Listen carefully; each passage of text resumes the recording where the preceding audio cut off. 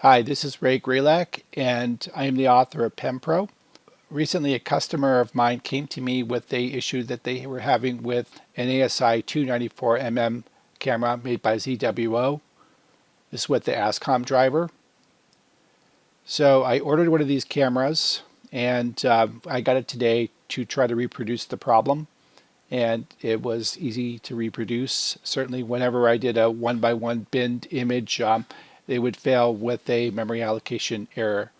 To try to isolate the problem, I created a simple application which has about 121 lines of code in it, just to basically connect to the ASCOM driver and to see if I could reproduce the problem outside of PemPro. And so let me run that application.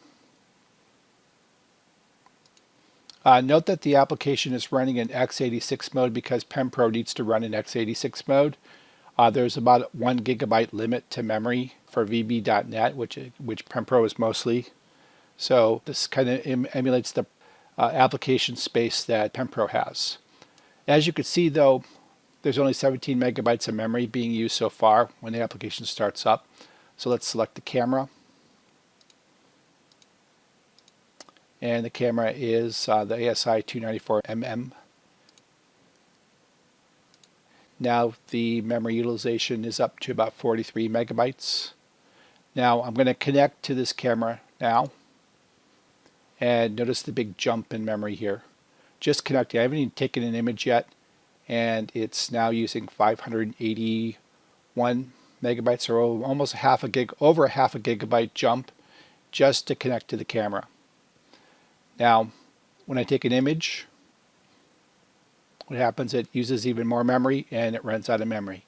This is about as simple of an application that you can get to be able to talk to this camera, and yet it's running out of memory just taking a single image unbinned. And the amount of memory utilized now is 982.8 megabytes, just under the 1 gigabyte limit for VB.NET x86.